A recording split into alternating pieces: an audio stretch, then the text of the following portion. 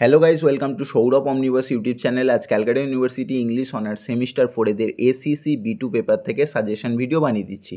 এর আগে সমস্ত সিসি পেপারগুলো বানিয়ে দিয়েছি এবং মক টেস্টও দিয়ে দিয়েছি। আজকে তোমাদের এসিসি বি2 অর্থাৎ একাডেমিক রাইটিংয়ের যে এসে পার্টটা আছে সেই এসে থেকে সাজেশন বানিয়ে দিচ্ছি এবং খুব তাড়াতাড়ি মক টেস্টও আপলোড করে দেবো। তো চ্যানেলটা সাবস্ক্রাইব করে বেল আইকন প্রেস করে রেখো, তাহলে নোটিফিকেশন পেয়ে যাবে। আর এছাড়া তোমাদের এই এসিসি পেপারের যে সমস্ত টপিকগুলো আছে, MLA style bibliography, CMA style bibliography, substance writing, critical appreciation, সমস্ত কিছু নিয়ে ইউটিউবে ভিডিও বানিয়ে রেখেছি। প্লে লিস্টটা দিয়ে রাখবো নিচে ডেসক্রিপশন বক্সে, চেক করে নিও।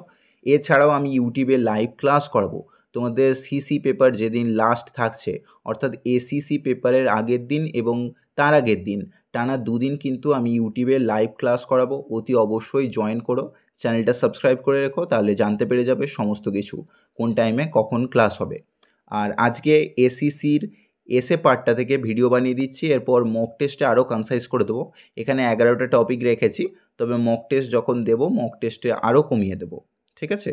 আর যদি নেক্সট সেমিস্টারে অর্থাৎ 5th সেমিস্টারে যদি কেউ আমার কাছে অনলাইন ব্যাচে পড়তে চাও, নিচে হোয়াটসঅ্যাপ নাম্বার দেওয়া আছে, হোয়াটসঅ্যাপ করতে পারো। সপ্তাহে 2 দিন 2 ঘন্টা করে ক্লাস হয়।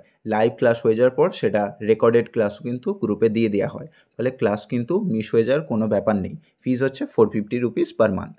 আচ্ছা দেখো, এখানে আমি বলে রাখি যে কিছু জেনারেল টপিক পড়ে, কিছু কারেন্ট অ্যাফেয়ার্স বেসড টপিক পড়ে। General topic, current affairs based topic দুটো টপিকই কভার করতে হবে। আমি এখানে 11টা টপিক রেখেছি, তবে এরপর আরও আমি কমিয়ে দেবো মক টেস্টে। দেখো, সর্বপ্রথম রেখেছি আনএমপ্লয়মেন্ট ইন ইন্ডিয়া টুডে। আজকের যুগে আমরা জানি যে বেকারত্ব কোন লেভেলে বেড়েছে, ফলে এই বেকারত্ব বিষয় নিয়ে অতি অবশ্যই করতে হবে, কারেন্ট টপিকের মধ্যে পড়ে। এটাকে ঘুরিয়ে ফিরিয়ে বিভিন্নভাবে সাবস্টিটিউটভাবে আসতে পারে, যে কীরকমভাবে আজকে আমরা সাবস্টিটিউট জব অপরচুনিটি দেখছি, জব সিকার দেখতে পাচ্ছি, বিভিন্ন ফিল্ডে জব ক্রাইসিস দেখতে পাচ্ছি, সেই বিষয় নিয়ে দিতে পারে, ঠিক আছে। আচ্ছা, তারপরে দুয়েরটা দিয়েছি the role of technology in modern education. আজকের যুগে আমরা অনলাইন এডুকেশন সিস্টেম দেখছি, মডার্ন টেকনোলজি অ্যাপ্লাই করে এডুকেশন সিস্টেম দেখছি, তো সেই বিষয়টাই কিন্তু বলতে বলেছে। অনলাইন এডুকেশন সিস্টেম বললেও কিন্তু একই ব্যাপার, ঘুরিয়ে ফিরিয়ে বিভিন্নভাবে কিন্তু আসতে পারে।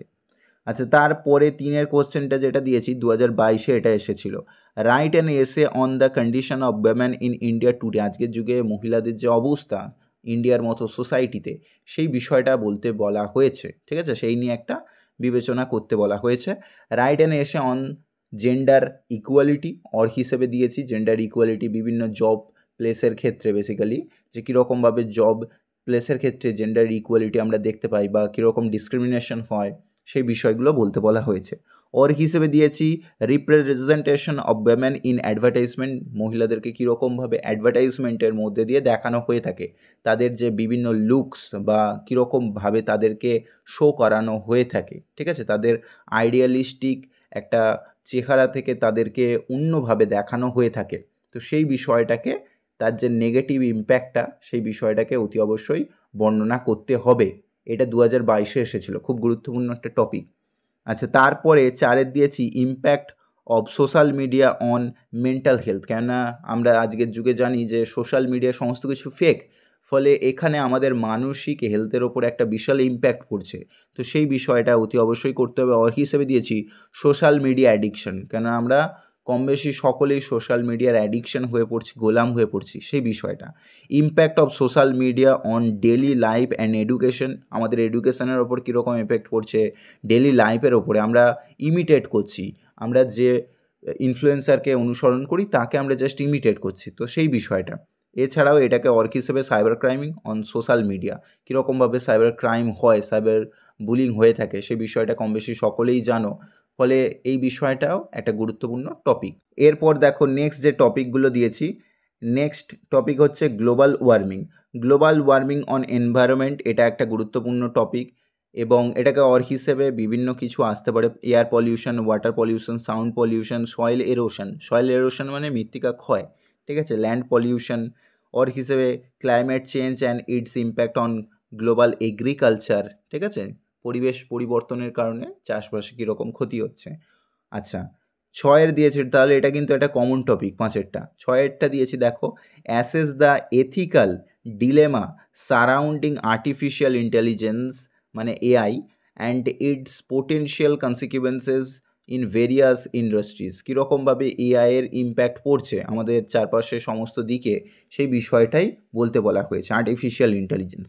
7 দিয়েছি India became the 5th largest economy, write an essay on this matter, যে আর্থিকভাবে আমাদের ইন্ডিয়া এখন জিডিপি র্যাঙ্ক দেখলে ওয়ার্ল্ডেতে 5th স্থানেতে আছে, ঠিক আছে, ওয়ার্ল্ডের র্যাঙ্কে 5th, যার কারণে একটা গ্লোবাল ইকোনমি বিল্ড হওয়ার জন্য সেই বিষয় নিয়ে মন্তব্য করতে বলা হয়েছে।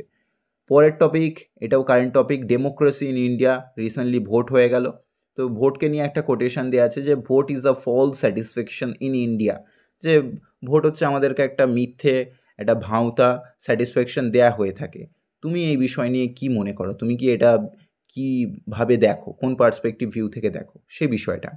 অর হিসেবে দিয়েছি write an essay on how government control us on religious matter, আর্থিকভাবে যেরকম আমরা পিছিয়ে পড়ছি বা যেরকমভাবে আমাদের জিডিপি এগোচ্ছে, বাট আমাদের ফাইন্যান্সিয়ালি মানুষ কিন্তু পিছিয়ে পড়ছে, মানে 1% মানুষ কিন্তু ফাইন্যান্সিয়ালি স্টেবল হচ্ছে, বাকি 99% কিন্তু দরিদ্র শ্রীমান নিচে চলে যাচ্ছে।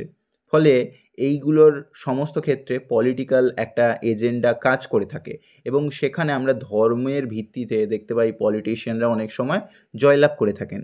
তো গভর্নমেন্ট কীরকমভাবে রিলিজিয়াস ম্যাটারকে ইউজ করে ভোটেতে জিতে থাকে সেই বিষয়গুলোকে বলতে বলা হয়েছে, ঠিক আছে। 9 টপিকটা দিয়েছি the future of renewable energy, বর্তমানে আমরা দেখতে পাই যে কীরকমভাবে আর্টিফিশিয়ালি আমরা এনার্জি ক্রিয়েট করছি, বিভিন্নভাবে সোলার প্যানেল, বিভিন্নভাবে তোমার আর্টিফিশিয়ালভাবে কিন্তু আমরা উইন্ড এনার্জি, থার্মাল এনার্জি, বিভিন্ন এনার্জিকে ব্যবহার করছি। ফলে রিনিউয়েবল এনার্জি, যেটা কোনো দিনও শেষ হবে না, সেই এনার্জিকে কীরকমভাবে দেখানো হচ্ছে, বা আমাদের ফিউচারটা কীভাবে আছে, কয়লা শেষ হয়ে যাওয়ার পরেও উৎপাদন করব বিদ্যুৎ, সেই বিষয়টা, ঠিক আছে। এই ক্ষেত্রে এক্সাম্পল দিতে পারো টাটা, বিভিন্নভাবে টাটার যেরকম টাটা পাওয়ার এনার্জি আছে, আদানি এনার্জি আছে, আদানি গ্রিন আছে, ঠিক আছে, এই সমস্ত বিষয়গুলোকে অতি অবশ্যই মেনশন করবে, ঠিক আছে, রিনিউয়েবল এনার্জি। আচ্ছা, তারপরে দেখো India's winning achievement in India in ICC world cup 2024, মানে ইন্ডিয়ার যেন অ্যাচিভমেন্ট সকলেই সেলিব্রেট করেছে, সকলেই কংগ্রাচুলেট করেছে, ঠিক আছে, টিম ইন্ডিয়াকে নিয়ে সকলেই খুব আনন্দিত। তো আইসিসি ওয়ার্ল্ড কাপ নিয়ে একটা এসে করে রাখবে, সকলে আশা করি খেলা দেখেছো, কারা কারা খেলা দেখেছো আর কারা দেখোনি কমেন্ট বক্সেতে জানাবে, ঠিক আছে। আমি সেই দিনকে দেখতে পারিনি, কেননা পড়ানো ছিল, তো খুব ভালো লেগেছিল খেলাটা, সকলেই আশা করি দেখেছো। আচ্ছা, তারপরে দেখো এর ওপর একটা এসে করে রাখবে, ঠিক আছে। আচ্ছা, পরের যে দুটো টপিক দিয়েছি, 11 নম্বর টপিক হচ্ছে ন্যাচারাল ডিজাস্টার, বিভিন্ন ন্যাচারাল ডিজাস্টার করে রাখবে, সাইক্লোন, যেরকম রিসেন্টলি রেমাল হয়েছে, তো রেমাল সাইক্লোনটা করে রাখবে, সুনামি, ল্যান্ডস্লাইডস, আর্থকোয়েক, ল্যান্ডস্লাইডস মানে হচ্ছে ভূমিধস, ঠিক আছে, যেরকম পাহাড়ি অঞ্চলে হয়ে থাকে, আর্থকোয়েক ভূমিকম্প, ড্রট মানে হচ্ছে খরা, ঠিক আছে। আর লাস্ট দিয়েছি accident oriented, train accident, bus accident বা প্লেন ক্র্যাশ, এরকম কিছু কমন টপিক করে রাখবে, ব্যাস কমন টপিক করে রাখলেই কিন্তু পেয়ে যাবে। আশা করি বুঝতে পেরেছো, বাকিগুলোও আপলোড করে দেবো, B1টাও আপলোড করে দেবো। আর নেক্সট সেমিস্টারে যদি কেউ পড়তে চাও অতি অবশ্যই যোগাযোগ করতে পারো, ভিডিওটাকে একটা লাইক করে দিও, চ্যানেলটা সাবস্ক্রাইব করে নিও। দেখা হচ্ছে পরের ভিডিওতে, সকলে ভালো থেকো, বাই।